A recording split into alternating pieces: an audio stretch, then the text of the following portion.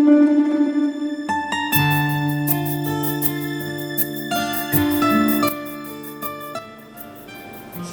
warahmatullahi wabarakatuh. Salam sejahtera untuk kita semua. Hadirin bertemu lagi di FKIP Channel, khususnya di Ruang Akademik. Pada kesempatan ini saya dapat tamu istimewa, Bapak Dr. Yoga, seorang dokter bidang pendidikan luar biasa dan konsultan di penanganan anak-anak berkebutuhan khusus. Pemirsa, Pak Yoga ini ketua prodi ya, ketua program studi di pendidikan luar biasa, Fakultas Keguruan Ilmu Pendidikan. Pak Yoga, apa kabar? Pada kesempatan ini kita akan mewawancara beliau tentang profil PLB, khususnya kalau orang yang kuliah ke PLB itu mau jadi apa sih sebenarnya dan apa manfaatnya bagi masyarakat. Nah, pertanyaan mendasar Pak Yoga, kalau orang mau kuliah ya, lulusan SMA mau kuliah pendidikan luar biasa, ini salah satu yang kalau di keguruan favorit nih Pak Yoga. Kira-kira mengapa ya orang kok pilih PLB jadi favorit, ini apa sih sebabnya? Oke, sebetulnya ini juga sangat anti mainstream ya Pak Gus ya. Bahwa di saat orang banyak mengambil jurusan yang pada umumnya, pendidikan luar biasa menawarkan pembelajaran di mana mahasiswa akan belajar bagaimana menangani anak yang khusus. Nah, anak yang khusus. Ya. Jadi levelnya sudah jelas nih. Ya, betul. Ini tingkat kesulitannya juga sangat tinggi ya. Betul.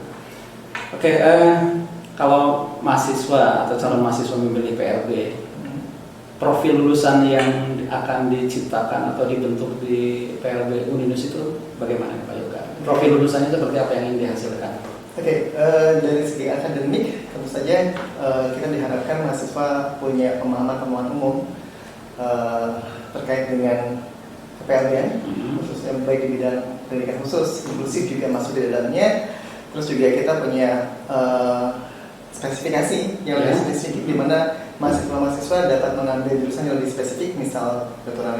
Jadi keterampilan pengetahuan umumnya menangani anak berkebutuhan khusus. Betul. Tapi yang khususnya sebenarnya berkebutuhan khusus itu ada macam-macamnya. Betul. Nah, di PLB yang khususnya itu apa saja Pak? Oke, selama tahun ini PLB punya dua bagus. Jadi ada yang spesifikasi tunanetra dan spesifikasi tunagrahita. Tunagrahita, tolong dijelaskan tunagrahita itu apa? Oke, tunagrahita itu kalau dulu kita mendengar keterbelakangan mental gitu ya, tapi sekarang sudah berubah sejak organisasinya berubah jadi AIDD, itu sekarang jadi intellectual disability atau disabilitas intelektual. Jadi anak-anak yang memiliki tingkat kecerdasan signifikan di bawah rata-rata, yaitu di bawah 70, dan punya hambatan dalam keterampilan adaptif yang terjadi sebelum 18 tahun.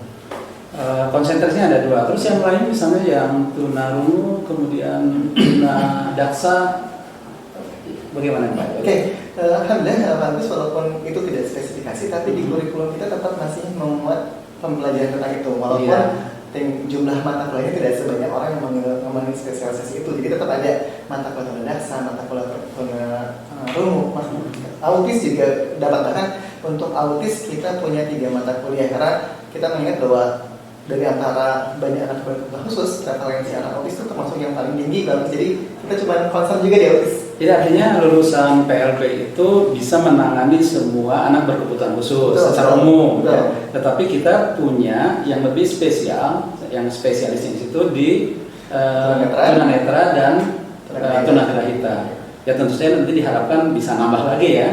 Jadi tidak hanya keterampilan umum, ini spesialisnya lah. Kalau dokter ada dokter umum, ada dokter spesialis. Jadi kita sudah sampai ke spesialisnya yang 2. Yang dokter umum yang bisa menangani semua juga. Oke, kita ya. Oke, profil lulusannya tadi punya pengetahuan umum tentang penanganan anak berkebutuhan khusus, kemudian keterampilan lulusannya tadi ada yang tunagrahita dan tunanetra. Ada contoh Pak Yoga di lulusan kita yang sudah berhasil? Oke, alhamdulillah kebetulan kemarin di tahun kemarin ya penerimaan PNS tahun kemarin itu banyak mahasiswa disabilitas kita justru yang masuk ke PNS, terima PNS. Jadi kebetulan dengan formasi disabilitas sekarang hampir ada di setiap pembukaan PNS ya, baik di instansi maupun pendidikan, itu membuka peluang bagi teman-teman yang S1, khususnya bagi teman-teman yang disabilitas Dan kuliah di sini peluangnya ternyata lebih besar. Ya, sebentar Pak Yoga. Ya. Lulusan kita ini kan sebenarnya ada, maaf ya, saya Ya. sebut mahasiswa normal biasa yang kemudian kuliah lulus jadi sarjana. Betul. Tapi ternyata ada juga teman-teman mahasiswa kita yang berkebutuhan khusus. Betul. Dan kemudian kuliah di kita lulus dan itu punya peluang jadi PNS lebih besar karena pesaingnya relatif jadi terbatas. Kemudian dia memang punya kemampuan lebih. Yang saya tahu banyak di teman-teman kita yang berkebutuhan khusus yang jadi mahasiswa yang jadi atlet nasional ya Pak ya. Betul. Nanti datanya kita akan tampilkan beberapa di belakang mahasiswa kita yang jadi atlet nasional. Kemudian nanti juga mohon Pak Yoga data teman-teman kita yang berhasil di PNS. Yang saya tahu ya kalau lulusan kita kemarin yang lolos itu di Garut ya. Bu Dwi ya, gitu yang ya lowongannya sebenarnya tidak terlalu banyak ya Pak ya, dan kita bisa masuk ke wilayah itu. Dan bahkan SLBA Bandung itu menerima 2 guru PNS, alhamdulillah dua-duanya yang keterima dari UNES. Alhamdulillah. Karena memang kalau di Jawa Barat, saya lihat swastanya satu ya. Satu dan kita paling tua. Kita paling senior di Jawa Barat. Yang mahasiswa paling banyak juga. Oke. Orang memang berpikir untuk kuliah itu jadi PNS, tapi sebenarnya berkiprah itu tidak harus jadi PNS ya Pak Yoga. Pak Yoga punya contoh nggak bahwa lulusan PLB itu juga punya bidang pekerjaan yang tidak harus PNS gitu? Oke. Saya cerita sedikit tentang saya mungkin Pak Agus. Sebelum saya jadi dosen itu saya justru bekerja di rumah sakit Pak Agus. Iya. Ya, jadi ternyata saat sekarang lulusan PLB itu tidak hanya di SLB gitu ya. Bahkan rumah sakit sudah mulai open gitu ya, mulai terbuka bahwa ketika rumah sakit menerima anak berkebutuhan khusus, di sana perlu ortopedagog gitu, orang yang ahli di bidang penanganan berkebutuhan khusus ya. Ini menjadikan bagi lulusan PLB pun punya peluang ke sana. Saya kurang lebih 7 tahun di klinik pengembangan rumah sakit. Selain itu, sekarang dengan berkembangnya pendidikan inklusif, dimana kita tahu bahwa sekarang banyak anak berkebutuhan khusus diterima di sekolah umum, itu menjadikan pendampingan di sekolah itu menjadi satu hal yang penting, sehingga menuntut lebih banyak lagi sekarang orang-orang yang ahli di bidang pendidikan luar biasa ini untuk tidak hanya di sekolah SLB sekarang, jadi mulai ke dunia pendidikan umum konsepnya gitu. Ya, kalau dengan konsep inklusi tadi, saya bayangkan kalau sekolah SD, TK, SMP, semuanya di dalamnya harus ada guru yang punya pengetahuan cara penanganan terhadap orang berkebutuhan khusus, berarti pasarnya banyak sekali ya Pak? Betul. Alhamdulillah bisa di kita itu masa tunggunya kurang dari 3 bulan Pak. Hasil transfer itu terakhir itu. Bahkan banyak yang mahasiswa angkatan akhir itu sudah mulai ngambil di sekolah gitu ya. Karena memang kebutuhannya sangat banyak. Betul. Baik, ini program yang mahasiswanya reguler nih Pak Yoga. Nah sekarang tadi tentang program inklusi, artinya sekolah itu sebenarnya harus ada guru yang punya pengetahuan tentang penanganan anak berkebutuhan khusus. Ini tentang sarjana kedua. Kalau tadi kan bicara tentang yang langsung dari SMA ya. Jadi sekarang guru-guru TK, SD, SMA yang dia sudah punya latar belakang ke bidang studinya masing-masing. Tapi karena ada kebutuhan inklusi itu memang diperlukan sarjana kedua. Sarjana kedua yang kemudian bisa menangani ini.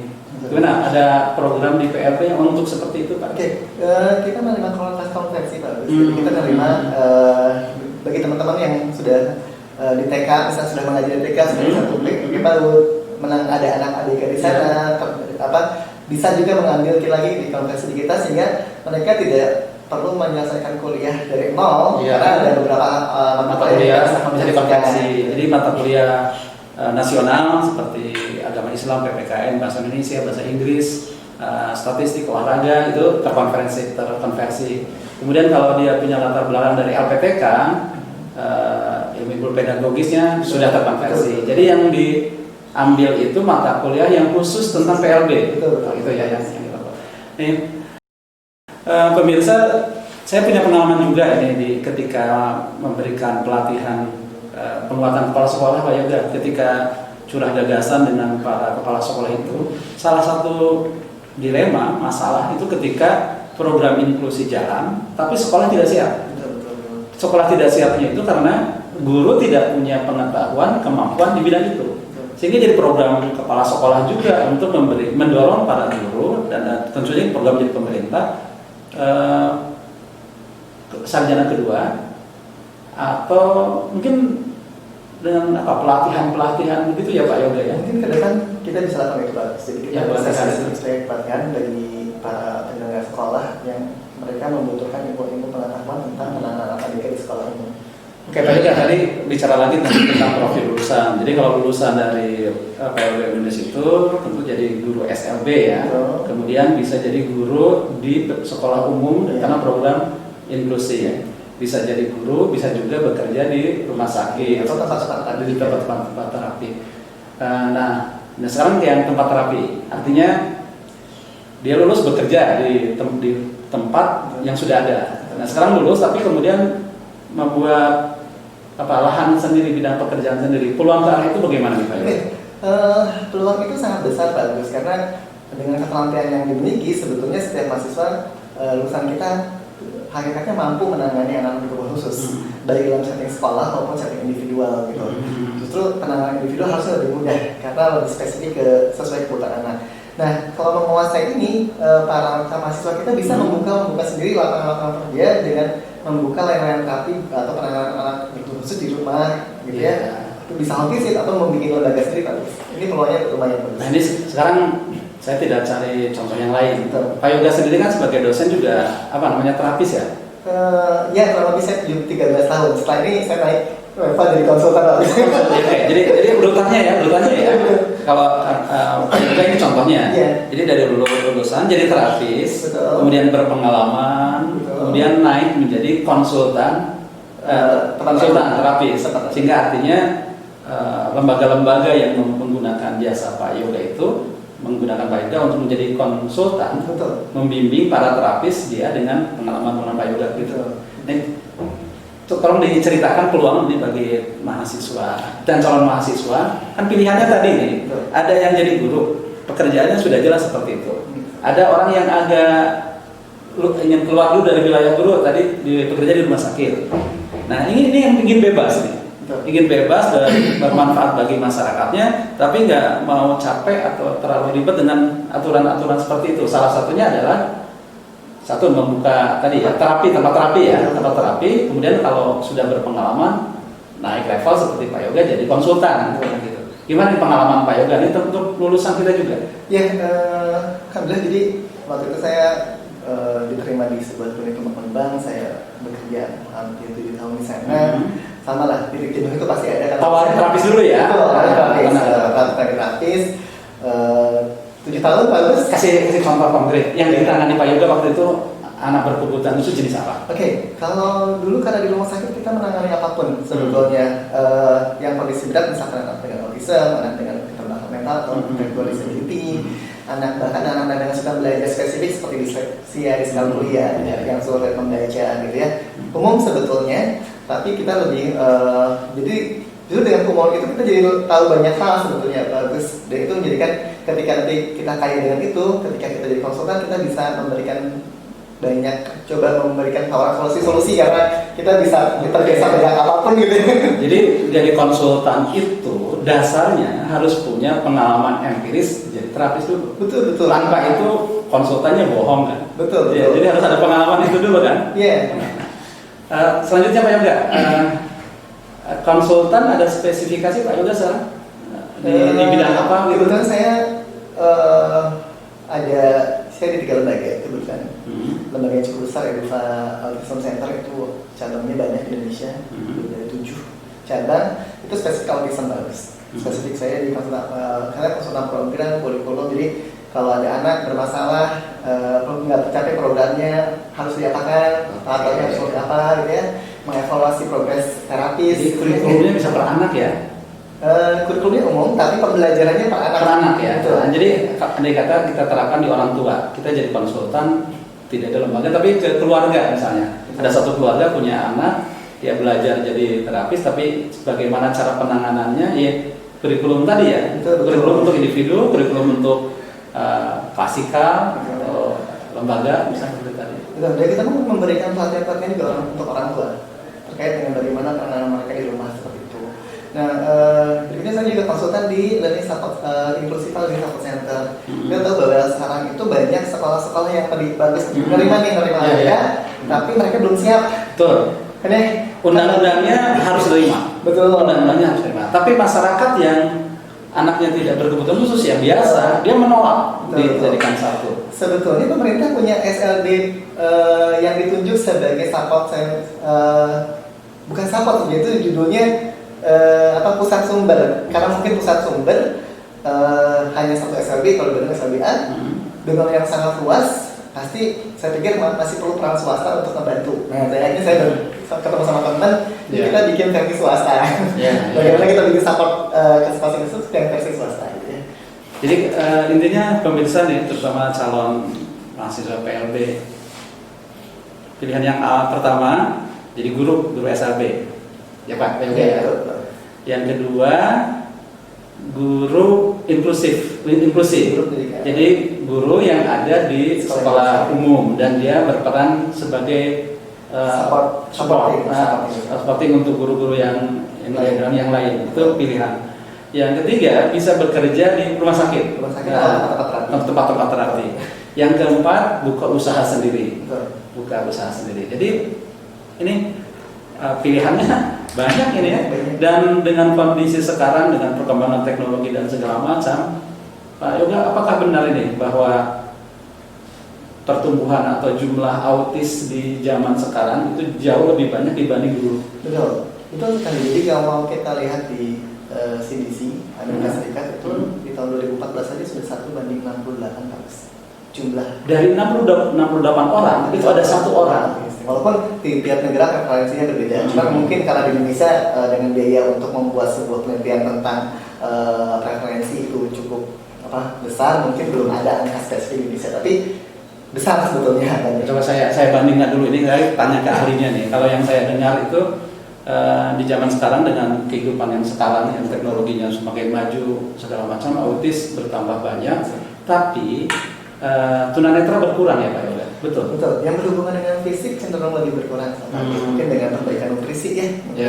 Penanganan kan biasanya kalau fisik itu tunanetra bisa kena faktor virus. Sekarang ada tes klinika.